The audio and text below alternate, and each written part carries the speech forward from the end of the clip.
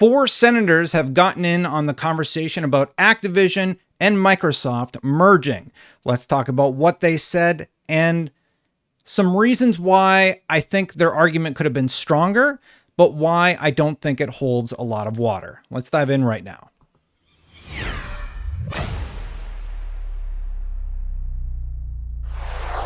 Thank you so much for watching, everybody. Please hit that subscribe button, hit that bell to know when my videos go live. Going to be a little bit more of a serious topic for today because Elizabeth Warren tweeted and has a whole document stating the following. Activision has a history of unchecked workplace sexual misconduct and discrimination. If the merger with Microsoft happens, conditions for workers could get worse. Senator Bernie Sanders, Senator Whitehouse, Senator Booker, and I want the FTC to closely scrutinize the merger. Now, as you may know, I had HOEG Law over here on this channel to talk about it. And basically, the main thing that the FTC is looking for is some sort of monopoly or some sort of antitrust violation.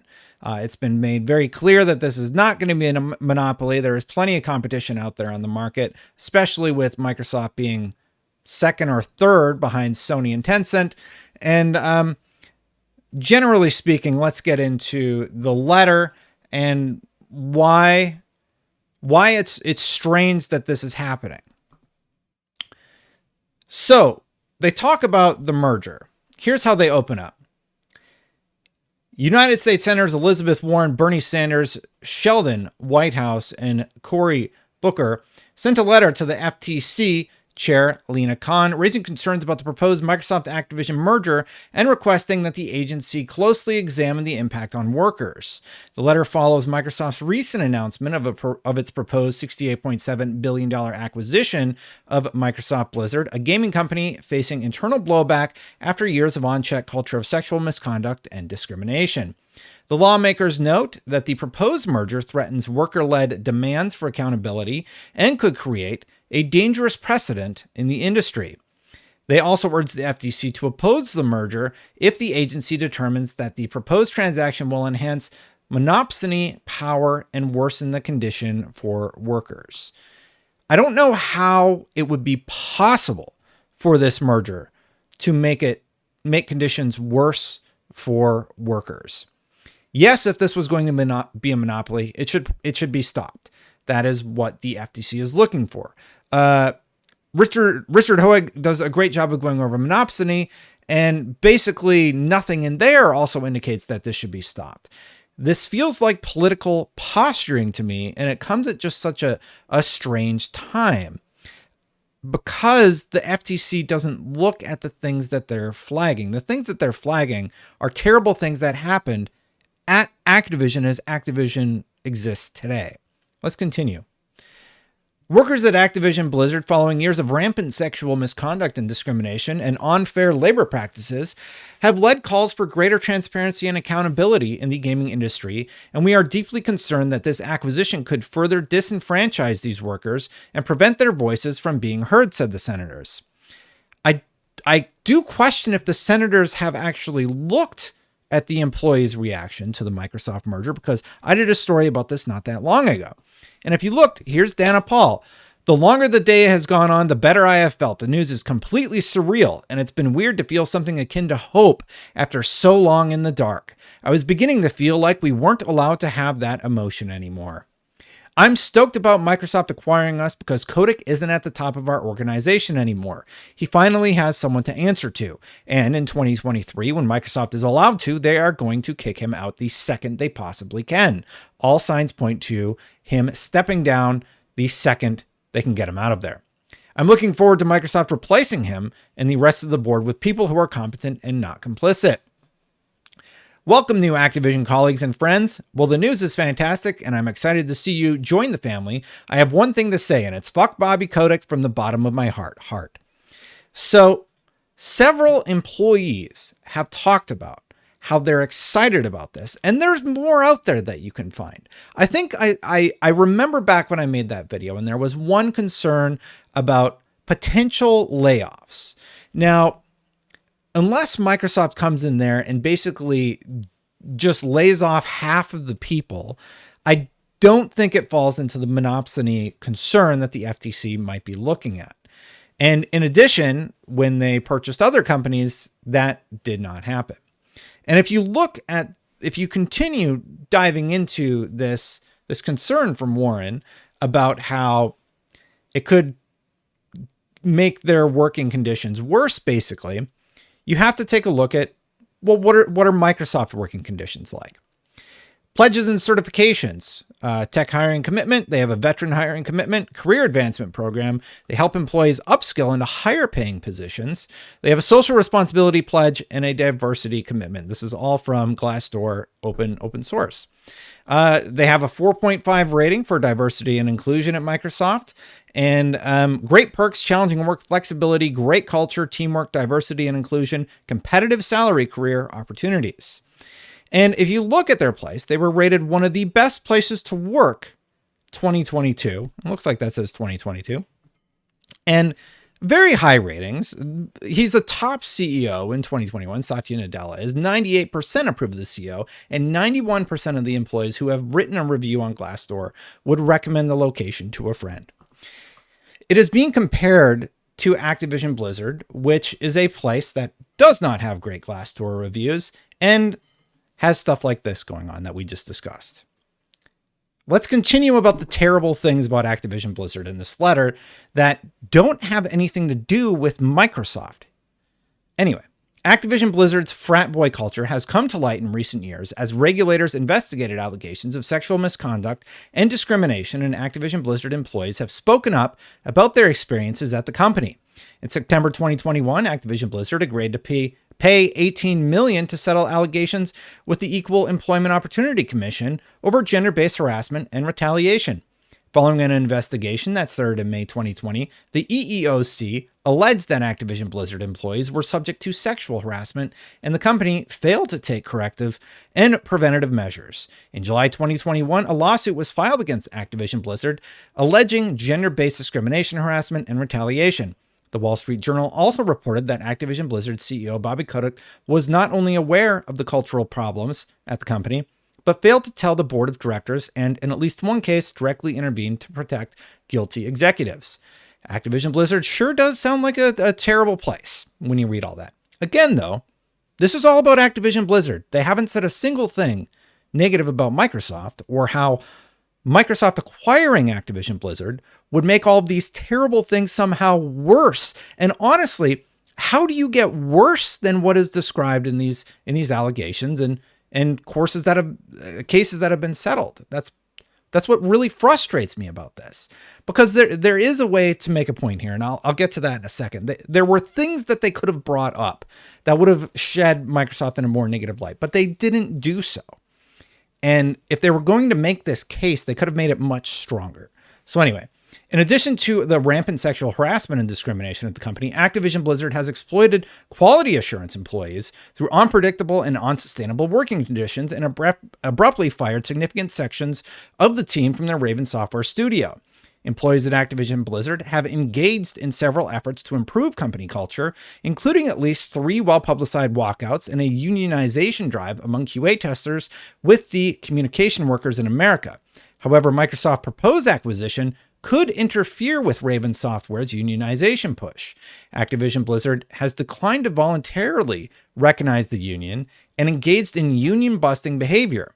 In a 2022 proxy statement, Activision Blizzard committed not to voluntarily recognize any labor union, works council, or similar employees organization or enter into a collective bargaining agreement, absent Microsoft's approval, adding a further barrier for workers' organization efforts. Although Microsoft yesterday promised that it would not stand in the way if Activision Blizzard recognized the proposed union, the actions of both Activision Blizzard and Microsoft throughout the merger process undermined this statement. Activision literally said, go ahead and do the union.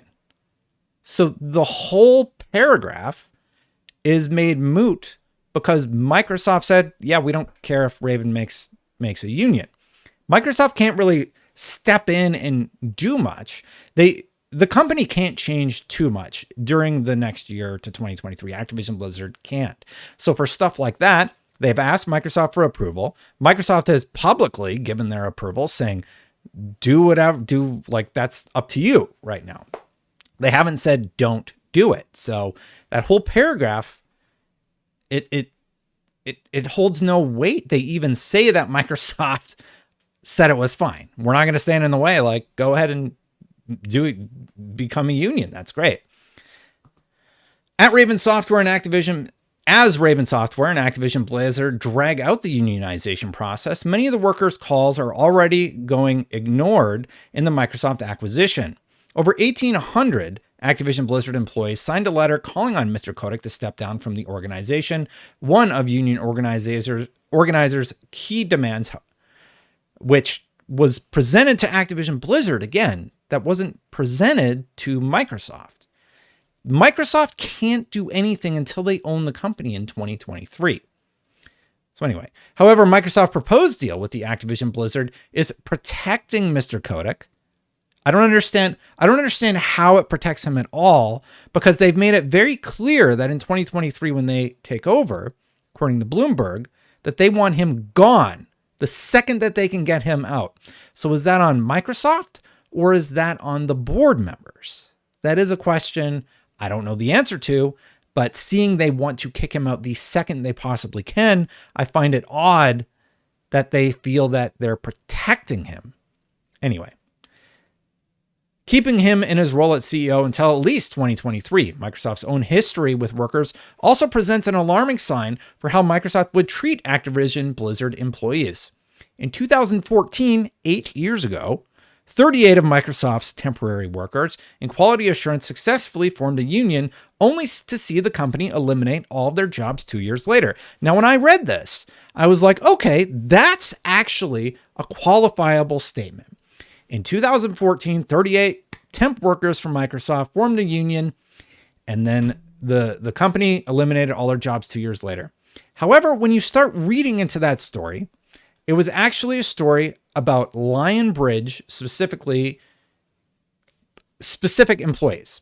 Here's what a Microsoft spokesperson said in the Bloomberg article. They actually reference as one of their notes here. This was a matter between Lionbridge and its employees, and we are pleased they reached an agreement on the issue. Lionbridge and the NLRB declined to comment for this story. So let me give you a little bit more context from the Bloomberg piece. I will link to it in the description below, and you can make your own choice about this specific statement and what happened here, because they do not give you enough context. If you just take it at surface level and you don't dig any deeper, like me, you have that reaction. Oh, Microsoft did that? That's messed up. Is that really the worst thing Microsoft has ever done? That was the one thing that you could find? There's okay, I'm gonna get into that for just a second, because recently you might have read, and I've had this story open for a few days. Dang it, sorry for the layout here. Basically, the title of this story is Allegations of Sexism, Bullying, and Burnout Inside the Microsoft Studio Behind State of Decay 3. It was an expose written over on Kotaku where they talk about, what has been going on at the State of Decay Undead Lab studio and the poor working conditions that people are describing there. Separately, there were the stories about how insiders describe fast and furious exits from Xbox's Perfect Dark studio. Now, this is a studio that was built for the ground up and then hands-off approach. The Undead Lab story was a hands-off approach. You know what both of these seem to have in common? Both actually asked Microsoft to have a more hands-on approach as opposed to a hands-off approach. At least in the Undead Lab story, several employees said, I really wish Microsoft would have taken a more hands-on approach in this situation to address these issues. So on the one hand, when these companies are acquired, people are saying, we want a hands-off approach.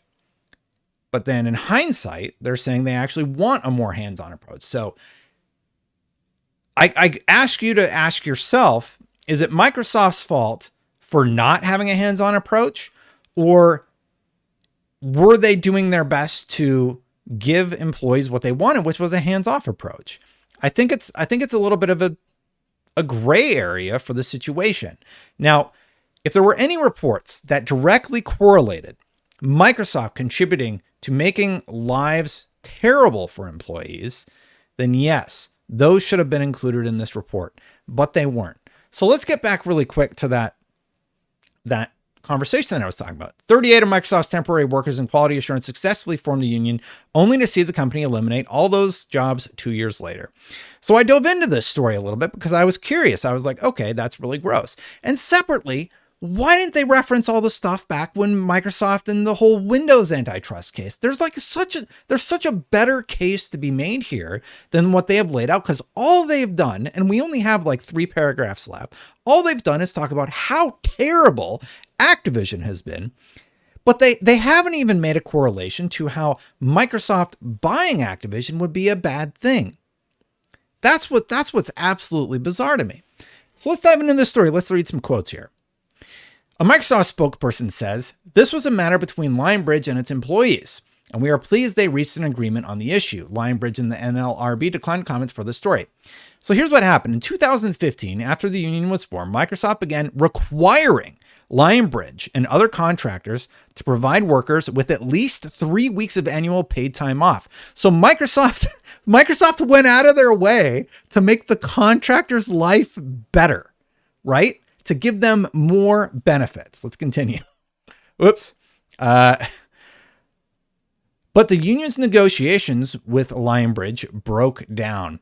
And in 2016, the contractor told Bowker, I don't know how to say that name, and his colleagues it planned to lay off some of them in response to reduced demand from Microsoft. So again, Lionbridge wasn't needed as much from Microsoft.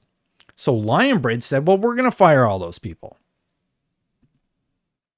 Throughout the proceedings, Microsoft maintained it had no involvement in the decision and that it could be explained innocently enough.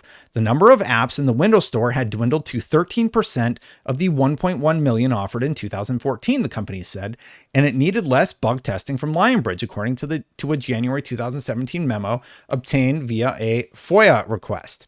It told the NLRB it was entirely unaware of the basic details of the alleged layoff, and that entertaining the union's effort to manipulate and abuse the board process by enmeshing an uninvolved company encourages the union and others to drag Microsoft and other large companies into labor disputes for which they do not have involvement or responsibility.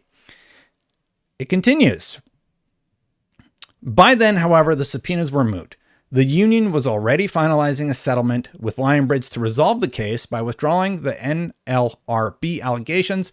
Bowker says the victory on the subpoena was little comfort to dismiss staff who needed money. Lionbridge managers were consistent from the start, says Bowker. They said, even if you had a union, we are not obliged to give you anything. And that's the reality. I mean, that makes Lionbridge sound terrible. That's an old story. Sorry. Ignore that last quote. So, yeah, so Lionbridge sounds really awful in that case. But again, the only thing that it really said about Microsoft was that, in 2015, after the union was formed, Microsoft began requiring Lionbridge and other contractors to provide workers at least 3 weeks of annual paid time off. The way I read that as though Microsoft actually worked to make their lives better as contractors.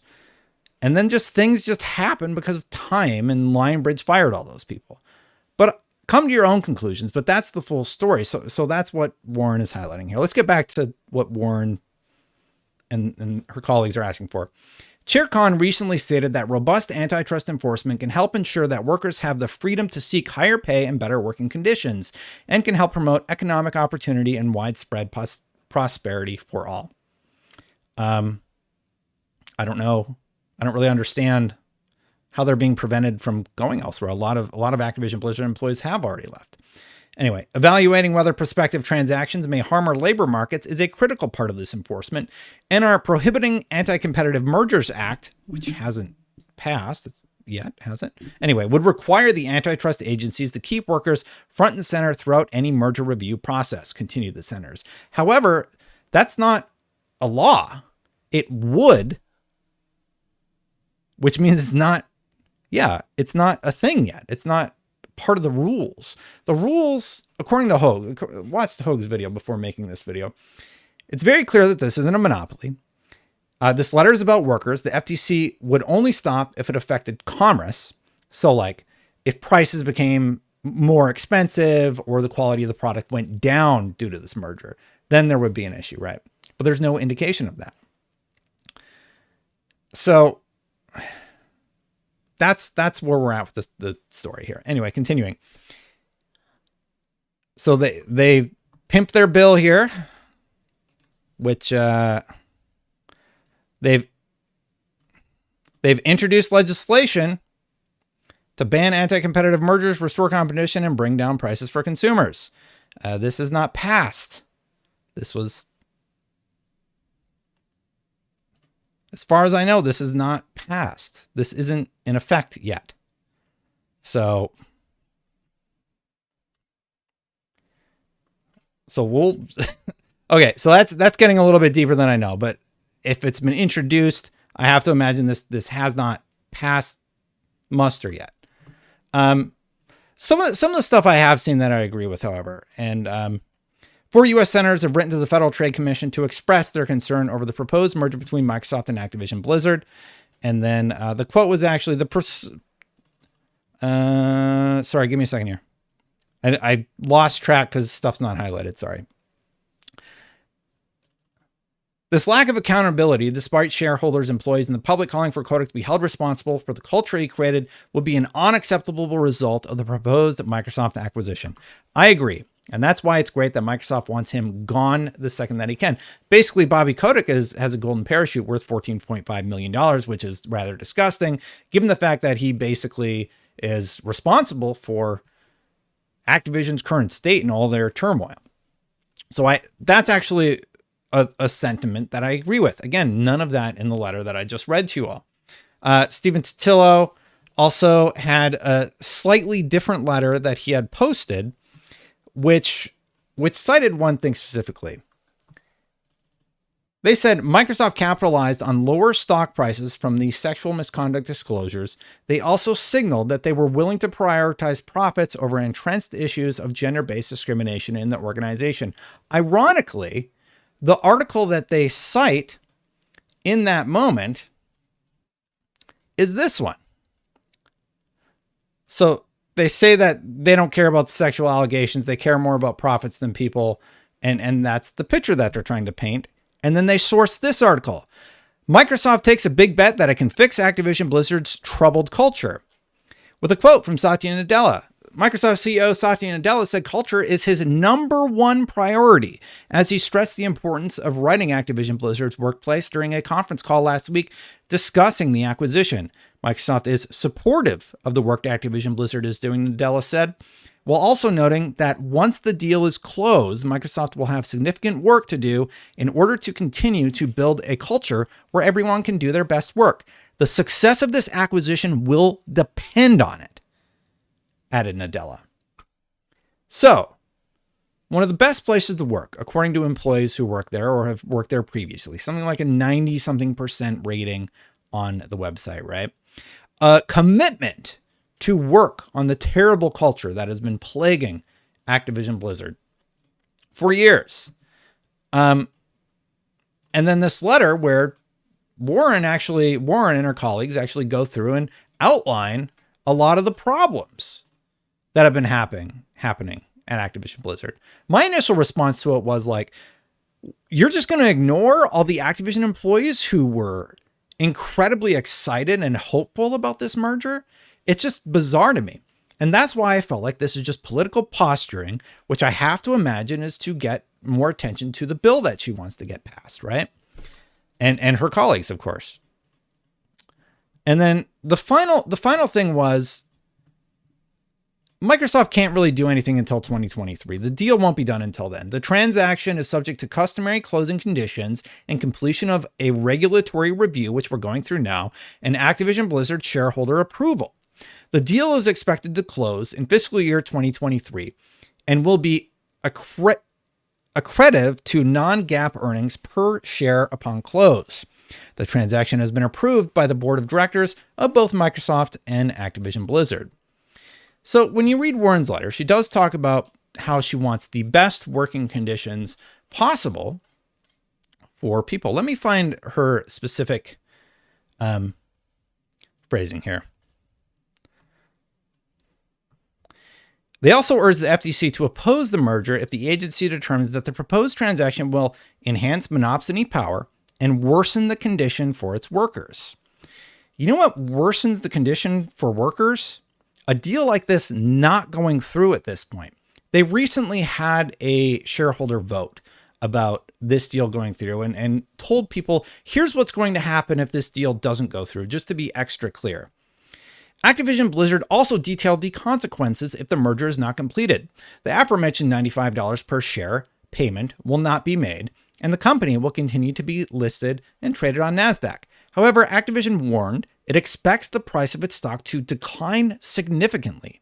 It added, there would also be no assurance that any other transaction acceptable to Activision Blizzard or its stockholders will be offered, or that Activision Blizzard's business, prospects, or results of operations will not be adversely impacted.